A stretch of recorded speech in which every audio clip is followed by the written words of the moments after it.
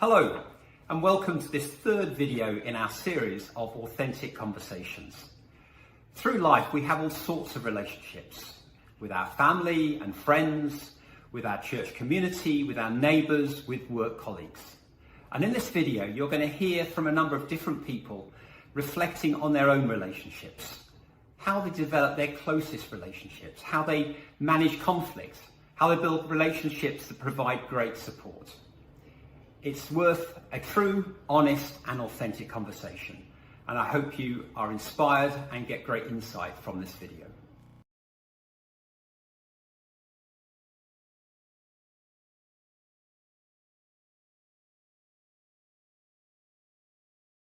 My most satisfying relationship in my life is probably my relationship with my dad. This is just a magical thing, and he is my number one supporter. Whenever I ring him, no matter what, he's always there for me. He's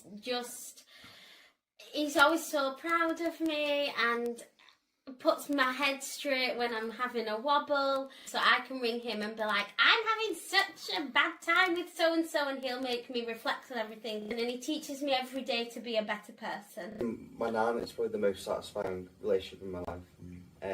I try and see her at least once a week. One of the most satisfying relationships in my life is my marriage. I think it's just having that best friend there all of the time. Someone there for the happy times and the good times.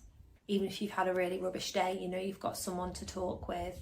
My wife, and she's just such a great support to me. They're always good at making me laugh and picking me up. I've got my son, who is the most satisfying, and he's 11 years old. And everything that I do is for him, and he adds so much value because he gives me the purpose to get up and to strive for more, to be able to show him the best that I can be. In terms of the most precious relationships to me, they're the people who I know that I can completely be myself around. Those kind of people where you can just completely relax, be able to share when I've had a bad day, be able to, again, just be honest about what I'm finding hard and know that there's not going to be anything that comes back that's judgmental on me. I think the most satisfying relationship would have been my granddad.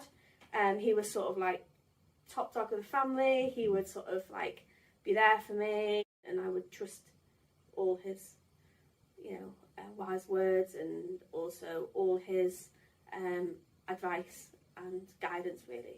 A group of friends that I've got who I've known for, coming up to about since I was about 14. So we all live around the country, in different parts of the country, and we see each other kind of 2 or 3 times a year now. The most satisfying relationships are the ones that actually can build people up when someone's going through a storm.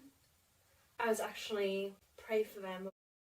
They're just amazing friends, and they encourage me.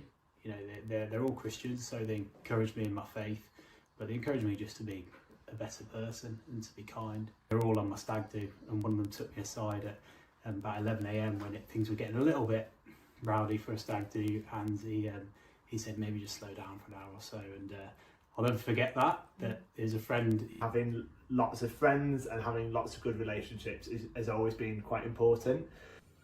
Me and my nan don't really have much in common, but there's just that love and me wanting to make her happy.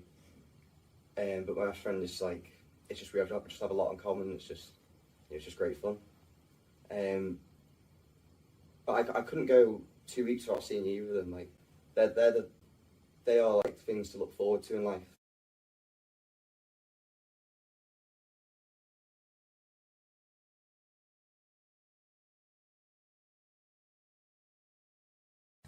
The most difficult, believe it or not, is actually the closest relationships, where they've like betrayed me. I've been like felt like I've been let down.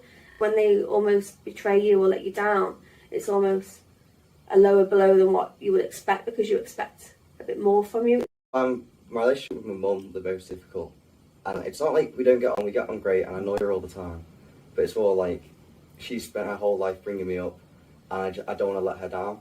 Recently I went through a really rough time where I thought I was in a healthy relationship with someone who was a non-Christian. He would tell me that I would have to wear this sort of clothing because I looked good in it, and that I shouldn't wear makeup and I shouldn't spend money on myself, which really affected me to the point where he tried to take me away from my faith. My also most difficult one's my sister, because we just disagree on absolutely everything. I think as a Christian, it's one of the best things being part of a church family. I'm not going to lie, it's also one of the hardest things. They're not doing it to wind you up. They're doing it because that's them. And there'll be things that I do that really annoy them. Where you find that you have strategies and you have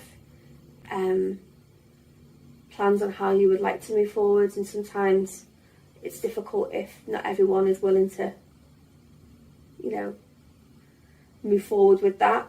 And I find that it can be difficult when you're trying to push forward and you haven't got the same ethos from everyone else. All relationships, even good ones, can be difficult at times. Some relationships I find most hard is when other Christians kind of don't behave the way I would expect them to or want them to. In a sense, I could maybe give them more of a free pass to behave differently to how I'd expect. So working at a school, you get put with a work team of people that you wouldn't necessarily be friends with outside of school, because I'm not letting them get to me because I am a little bit hot-headed. It's when other Christians, other brothers and sisters upset me or don't necessarily do what I'd expect them to. I find it really hard not to kind of harbour a bit of resentment or bitterness about that. Sometimes I kind of wallow in it a bit. And then other times, probably when I speak to someone else rather than wallowing, that's how I kind of distance myself, because they'll give me a bit of perspective. The relationships that I find difficult, a changing relationship. How would you navigate your way through, well, you were my friend 5 years ago, but now our lives have changed so much. So many different people from different backgrounds, different ages, different jobs, just so many different life experiences that can create problems. There's lots of great things, it can create problems. It can be difficult sort of having to manage your feelings when you are sort of let down or you're upset.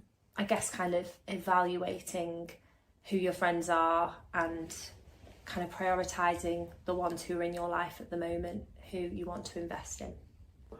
In a relationship, you've got to remember that the other person's perception is their reality. They're not putting it on. That's how they find things. The joy of church family, being able to bring those differences and bring them to the table and be able to share them. And although that's hard, I'm trying to see it through that lens rather than as a negative. To protect myself from that negativity, I think mostly it's reminding myself of who I am and what my core values are, and staying true to myself. If you don't forgive, you can't move on. It's made me see that those people who are around me are ones that are building me up and supporting me, and I should trust those people with what I know about them and how they can keep me going through my faith. So many topics that we disagree on, that we just can't talk about it like that. We don't say it to each other, let's not talk about this. We just, neither of us want to bring it up because the rest of the day is ruined if we get started. I ring my dad and says somebody's really annoying me, and he will put it back onto me and be like, no, you need to calm down. And then I will reevaluate and then go back. But that's part of just being a part of a church family where everyone's different, and that should be celebrated.